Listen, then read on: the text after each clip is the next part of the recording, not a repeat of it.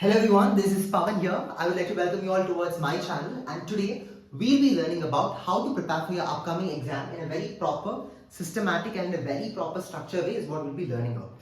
Very simple. There are a few couple of techniques and tricks which I want all of you to follow no matter what for your upcoming exam. If you do not prioritize now, trust me, you will regret later. Why? Because this time is very crucial for your upcoming exam and you need to be very smart in terms of creating an entire strategy and then preparing. So now let's get started one by one. Before your exam gets started, I want at least you guys to do at least 20 mocks, okay? Or 10 plus mocks you have to do it. Why? Because for this entrance exam, it is very important that you need to give it extra effort, extra hard work. The more you try to do your mocks, your confidence level will be increasing. Plus you will know on right time and right spot how can I basically attempt it. That's the first thing. Now, let's focus on your board exam now because your board exam will be happening later stage now. But this time, in case if you're getting at the right college, trust me, you will not regret later. Why? Because already you have a good kind of scores, and trust me, most of the colleges now, they don't look at your board exam now. It's hardly very less college, but they generally look into their own entrance exam and interview. It's important that you need to give less focus over that. Next, point number 3 is about speed, accuracy and smart selection.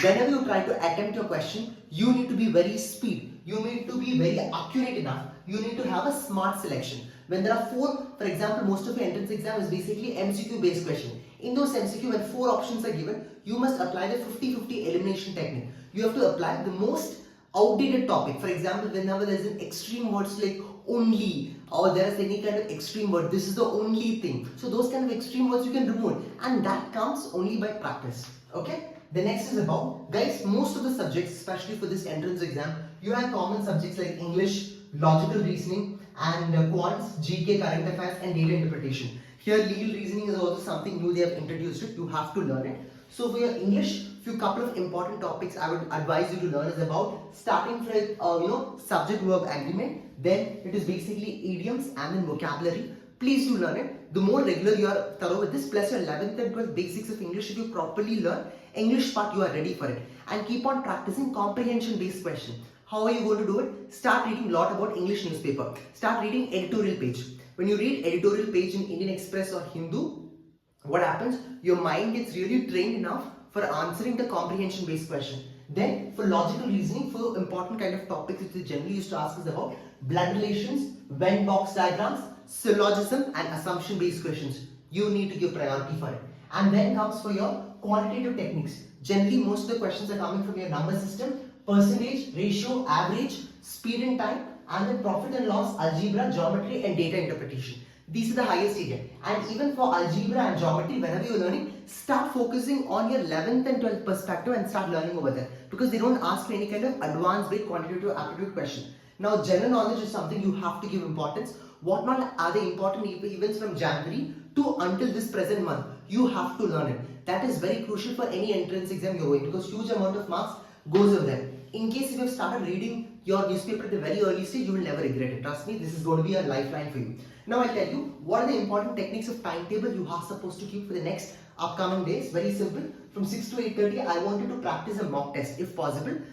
You can just contact me or whatever it is, mock test you can do, or sectional time test I want you to practice. Sectional means basically in these 4 subjects like English, logical reasoning, quantitative aptitude, GK, you take a particular subject from 6 to 8:30, please do it. Now 8:30 to 9, have a proper break. 9:30 to 12, concept revision. What all you have learned from 6 to 8:30, just a small revision. Start with a small revision. Then either if you are doing a mock, you can do it at this point of time, or else do a concept revision. It's up to you. You are very flexible enough of changing your major strength. For example, some people are more strength at morning. They learn many things, but after that, the intensity of learning constantly decreases. At that point of time, you can strategize. You can learn only the most important concepts. You know what is that for your out of this 4 subjects, you can choose one and then you can start attempting over there. 12 to 13, it's basically a lunch rest time. 16 to 17, when you're starting around 16 to 17 at that point of time, start with general knowledge, or even for current affairs, I would advise you start making one line summary and then start learning. That will be really helpful for you. Trust me, it's going to be really helpful for you. 18 to 19, again vocabulary, grammar skills, or if you want to do it math. And 20 to 30, you can do a revision. Every night before ending your day, you have to do revision. That is something very crucial.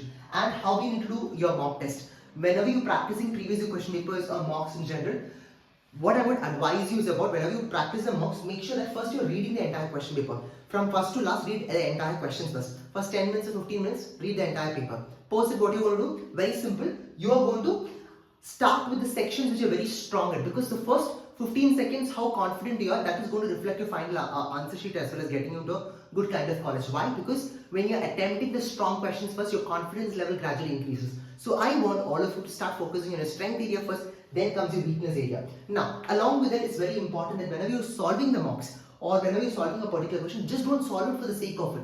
When there are multiple questions coming like A, B, C, D, start learning more about what is option A, option B, option C, option D. Learn the possibility kind of question they can ask from them. So the more you practice from PYQs, or it could be about mocks, that can really help you out. You know, PYQs of some colleges, it's very hard for you to get, but if you practice mocks and if you keep on regularly practice with this particular technique, I will assure you will be going to get into dream college. Wish you all the best. Good luck. This is me, Pawan, signing off. Thank you. Take care. Goodbye.